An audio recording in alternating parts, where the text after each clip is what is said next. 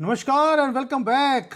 Putin का most powerful आदमी कल रात सीक्रेटली न्यू दिल्ली में लैंड करता है। ये वो आदमी है जो पुतिन का बहुत ही ज़्यादा करीबी है। ये डेप्यूटी प्रधानमंत्री है रशिया का। अब ये आकर दिल्ली में क्या कर रहा है, आपको हैरानी होगी। वो मीटिंग कर रहे हैं 3 लोगों से, मोदी जी के साथ, जयशंकर के साथ और तीसरे हैं अजीत डोभाल के साथ। अब ये बड़ा इंटरेस्टिंग हो जाता है कि ये न्यूज़ का मतलब क्या है। और दिल्ली के अंदर हलचल बहुत तेज़ हो गई है और इस आदमी ने आकर एक बॉम्बशेल एक उसने डिक्लेयर किया। वो भारत को हैंड ओवर कर रहा है ग्लोबल ऑयल मार्केट की चाबी। ये बताऊंगा क्या किया है। और दूसरा एक रशिया ने और किया, उसने मौज तबा का एक्चुअल लोकेशन क्या है वो बता दिया है दुनिया को। अब ये 2 काम क्यों किए गए, ईरान को धोखा क्यों दिया रशिया ने, और दूसरी तरफ उनका मोस्ट पावरफुल आदमी वो भारत में बैठा हुआ है कब, जब अमेरिका बॉम्ब कर रहा है मिडिल ईस्ट के अंदर ईरान को। कल इराक के अंदर भी जो ईरान के जो मिलिटेंट्स थे उनके ऊपर भी गोलियां और बॉम्ब फेंके गए। लेबनान के अंदर जो हिजबुल्ला है उसकी भी वाट लगाई जा रही है। यानी कि इनके जितने जितने कॉकरोच पूरे दुनिया में फैले हुए हैं उनको मारा जा रहा है। लेकिन जब ये रशिया का मोस्ट पावरफुल आदमी भारत में बैठा हुआ है, उधर अमेरिका लगा है, इजराइल लगा है इन इस्लामिक मैडनेस को खत्म करने के लिए, तो चेस बोर्ड हिल रही है पूरी की पूरी तरह। मैं एक्सपोज करूंगा 2 चीजें आज। एक, जो बैकडोर डील किया है रशिया ने भारत के साथ और वेस्ट को पूरा टेरिफाई कर दिया और उनको बाईपास कर दिया। और दूसरा, जो ये मैंने पहले बताया था आपको कि भारत को अब अनडिस्प्यूटेड एनर्जी किंग बनाना है रशिया ने, क्योंकि वो खुद फंसा हुआ है। अब फंसी में उसको भारत याद आ रहा है। अब ब्रेक डाउन करते हैं इन दोनों न्यूज़ को। पहली बात यह है कि इकोनॉमिक अर्थक्वेक जो ऑपोजिशन चाहता था कि भारत में आए, वो आ गया, लेकिन in a positive way, not a negative way. वो चाहते थे कि भारत में दंगे हों, सिविल राइट्स शुरू हो जाएं ताकि गवर्नमेंट गिर जाए। अब हो क्या रहा है, डोनाल्ड ट्रंप ने पहली बात तो यह है कि उसने थ्रेटन किया ईरान को कि तुम्हारी मैं इतनी वाट लगाऊंगा, इतना तुम्हारा हलाला करूंगा कि तुम रियासत पुदीना पे दोबारा से पहुंच जाओगे, जहां पे तुम्हारी 1400 साल पहले जर्नी शुरू हुई थी। गधों पे आए थे, गधों पे ही वापस भेज दूंगा। ना बिजली रखेगा, ना पानी, ना तेल, कुछ नहीं छोड़ने वाला आपके ऊपर। पूरा चीज़ों को मैं डिस्ट्रॉय करने वाला हूं, पावर स्टेशन से लेकर डिसैलिनेशन प्लांट तक। और 2 हफ्ते का टाइम दिया है ईरान को कि अपनी लीडरशिप को चेंज कर दो, वरना तुम रियासत पुदीना में वापस पहुंच जाओगे। ऊपर से जो उनके मेन पुल थे कल उनको भी उड़ा दिया गया तेहरान के अंदर। अब वहां पे कोई भी पहुंच नहीं सकता इनकी मदद करने के लिए। ग्लोबल एनर्जी की जो मार्केट है उसके अंदर पैनिक आ गया इमीडिएटली। ऊपर से डोनाल्ड ट्रंप ने एक बात और बोली कि मैं वो युद्ध जीत रहा हूं, मैं न्यूक्लियर एसेट्स को निकालना मैं ले जाऊंगा, रिजीम को चेंज करना मैं चेंज कर दूंगा, 2 हफ्ते में ये सारे काम हो जाएंगे, उसके बाद मैं निकल जाऊंगा। स्ट्रेट ऑफ हॉर्मुज आपकी प्रॉब्लम है, आप सॉल्व करते रहिए। प्रॉब्लम किसकी है? भारत की, चाइना की, यूरोप की, कनाडा की, पूरी दुनिया की, क्योंकि सबका तेल यहीं से निकलता है और सबका तेल निकलना शुरू भी हो गया। अब पहली बार है नेटो की कंट्रीज ने इकट्ठे मिलकर सोचना शुरू किया कि यार तेल निकालने के लिए अब हमें युद्ध में कूदना पड़ेगा। ये तो हो गया जो प्रॉब्लम है। अब सॉल्यूशन पे आते हैं कि सॉल्यूशन क्या निकला। और पुतिन ने जो मास्टर स्ट्रोक खेला है भारत के साथ वो क्या है, middle of the chaos Russia का एक प्राइवेट जेट वो टचडाउन करता है न्यू दिल्ली में रात को। उसके अंदर आदमी था डेनिस मेंतरवोव। ये आदमी पहला फर्स्ट डेप्यूटी प्राइम मिनिस्टर है रशिया का, कोर आर्किटेक्ट है रशिया की इकोनॉमी का। और वो भारत में कोई कर्टसी विजिट या छोले भटूरे खाने नहीं आया। वो यहां पर हाई स्टेक्स की मीटिंग कर रहा है 3 लोगों के साथ, जो मैंने बता दिया। अब वेस्टर्न मीडिया क्या बोल रही है और इंडियन मीडिया, वो ये बोल रही है कि भारत कुछ बड़ा करने वाला है, यहां पर मिलिट्री के डिफेंस की डील कोई होने वाली है, या भारत पाकिस्तान के साथ कुछ करेगा, इसलिए रशिया को अपने पाले में करने की कोशिश की जा रही है। बिल्कुल भी नहीं, क्योंकि डिप्लोमेसी में एक नैरेटिव होता है। अगर आपकी जरूरत है तो आप जाएंगे दूसरे कंट्री में। अगर भारत को डिफेंस के लिए रशिया की जरूरत थी तो हमारे डिफेंस मिनिस्टर या अजीत डोभाल या मोदी जी वो जाते रशिया में, लेकिन वो हमारे पास आ रहे हैं, इसका मतलब है उनकी जरूरत है। और ये आके यहां पर दे क्या रहा है, वो अनडिनाइबल कंट्रोल दे रहा है ग्लोबल ऑयल सप्लाई का भारत को। वो क्यों? क्योंकि एक रियलिटी बताता हूं आपको रशियन इकोनॉमी की आज की डेट में। रशिया के पास क्रूड ऑयल तो है, लेकिन रिफाइन करने का जो प्लांट्स थे वो ऑलरेडी यूक्रेन ने तबाह कर दिए। अभी अभी 2-3 दिन पहले भी इनकी जो सबसे बड़ी रिफाइनरी थी उसके ऊपर ड्रोन्स के साथ अटैक किया गया और उसकी जो कैपेसिटी है वो खत्म कर दी गई। अब हो क्या रहा है, रशिया के पास रिफाइनरी नहीं है जहां पर वो रिफाइन करके वो दुनिया को तेल बेच सके। इसलिए ये जो बॉटलनेक है रशिया के अंदर, रशिया ने अभी अभी बोला कि 1 अप्रैल से वो 4 महीने के लिए पेट्रोल और डीजल के एक्सपोर्ट को बैन कर रहा है क्योंकि रिफाइनरी बची नहीं है। अब उनको डेस्परेटली उनको जो क्रूड ऑयल है उसको रिफाइन करना है। जो उनके पास 50-60% की कैपेसिटी है वो उतनी कैपेसिटी है जहां पे वो अपने खुद के कंट्री को, सिटीजन्स को और मिलिट्री को तेल सप्लाई कर सके। रॉ मटेरियल तो है लेकिन डोमेस्टिक रिफाइनरीज के पास कैपेसिटी नहीं है। अब दूसरी तरफ से प्रॉब्लम एक और है, दुनिया में तेल की कमी हो रही है। वेनेजुएला का तेल बंद हो गया, ईरान का बंद हो गया, ऊपर से स्ट्रेट ऑफ हॉर्मुज बंद है। चाइना, यूरोप, अफ्रीका ये चीख रहे हैं कि भाई हमें पेट्रोल के प्रोडक्ट्स चाहिए। यहां पे एंटर करता है भारत, क्योंकि भारत के पास दुनिया का largest most advanced oil refineries का पूरा एक सिस्टम है। दुनिया में किसी के पास इतनी एडवांस टेक्नोलॉजी नहीं है। आपने देखा होगा कि पिछले 4 साल से हमने रशिया से तेल लेकर पूरे दुनिया का तेल निकाल दिया क्योंकि हमारे पास रिफाइनरी की कैपेसिटी थी। अब ये जो मैंतुरोव है ये भारत में आए हिस्टोरिकल अनस्टॉपेबल प्रोपोजिशन लेकर। क्या ऑफर किया उन्होंने बोल दिया कि रशिया अब अपने पूरे के पूरे जो क्रूड ऑयल की सप्लाई है वो भारत को देने को तैयार है, अनलिमिटेड सप्लाई। यानी कि हर रोज आपको 100 शिप्स चाहिए, आपको मिल जाएंगी और वो डिस्काउंट भी देने को तैयार है। अब भारत क्या कर रहा है, भारत ने बोल दिया देख लेते भाई बाप, बताइए क्या करना है। भारत को रॉ रशियन क्रूड मिल रहा है, डिस्काउंट के ऊपर मिल रहा है और ह्यूज क्वांटिटीज में मिल रहा है। अब फायदा क्या है, भारत इसको जो ये टॉप ग्रेड का जो क्रूड है इसको अब कन्वर्ट करेगा टॉप ग्रेड के डीजल में, पेट्रोल में और एविएशन फ्यूल में। आपको मालूम है ऑलरेडी जो एविएशन फ्यूल है जिससे प्लेन्स चलते हैं उसका रेट ऑलरेडी बढ़ चुका है। प्राइसेस जो हैं एविएशन के वो इंक्रीज होने शुरू हो गए। अब भारत क्या कर रहा है, भारत ये क्रूड ऑयल को लेकर उसे कन्वर्ट करेगा और उसे सेल बैक करेगा जिस कंट्री को चाहिए। मैंने 3 कंट्रीज के नाम लिए थे, यूरोप, चाइना, अफ्रीका। यानी कि चाइना को भी अब अगर तेल चाहिए होगा भारत से मांगना पड़ेगा। युद्ध आपका चाइना से खत्म हो गया। रशिया ने एक काम और किया, उसको मालूम है कि वेस्ट जो है वो सैंक्शन कर रहा है अगर कोई भी रशिया से तेल खरीद रहा है। उसकी जो मोहलत थी 3 या 4 अप्रैल की वो खत्म हो गई है। अब रशिया ने इसलिए भारत को चूज किया, क्यों, अगर चाइना खरीदेगा चाइना के ऊपर सैंक्शन आएंगे लेकिन भारत के ऊपर नहीं आएंगे। रीजन बीइंग अमेरिका को भारत की जरूरत है चाइना को कंटेन करने के लिए, वो भारत से पंगा नहीं ले सकता, रशिया को मालूम है। अब भारत क्या कर रहा है, भारत चीप जो ये रशिया का ऑयल है इसे खरीदेगा, रिफाइन करेगा प्रोडक्ट्स को और सेल करेगा ग्लोबली एट अ प्रीमियम।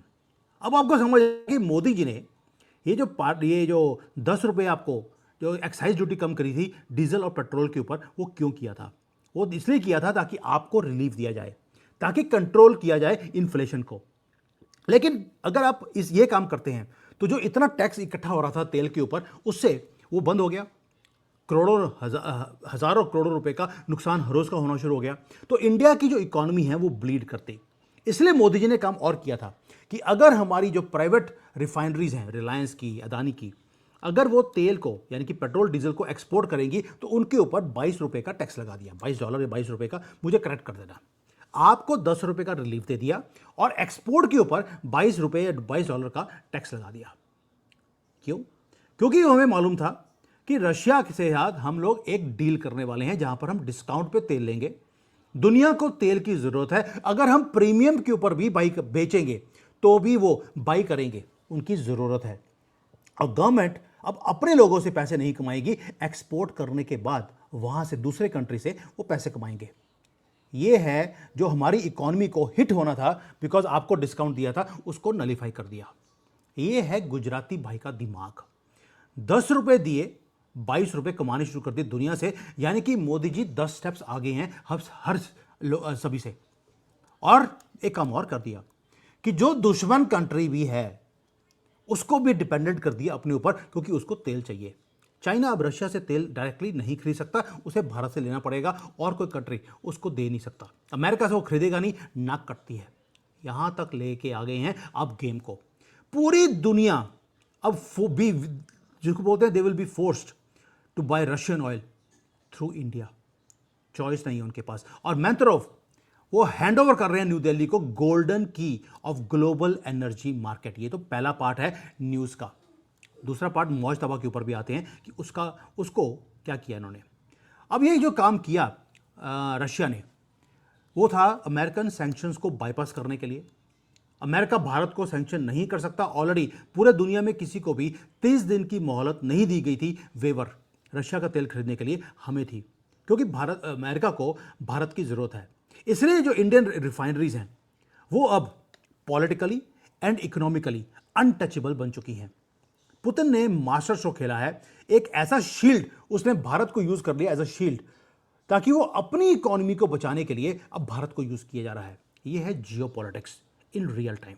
अब भारत अब क्या हो गया, हम अब बायर नहीं रहे तेल के, अब हम सेलर तेल के बनने वाले हैं। और एक चीज और करी हमने, जो मिडल ईस्ट के अरब्स हैं उनके साथ भी हमने बात कर ली कि आपको भी अगर तेल चाहिए होगा हमसे बात कर लेना, हम भेज देंगे।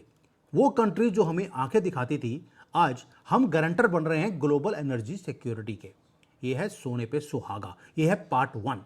अब भारत ने अपनी इकोनॉमी को सिक्योर कर लिया, रशिया ने अपने आप को सिक्योर कर लिया, लेकिन रशिया ने एक और रूथलेस साइकोलॉजिकल गेम खेलनी शुरू कर दी दुनिया के साथ।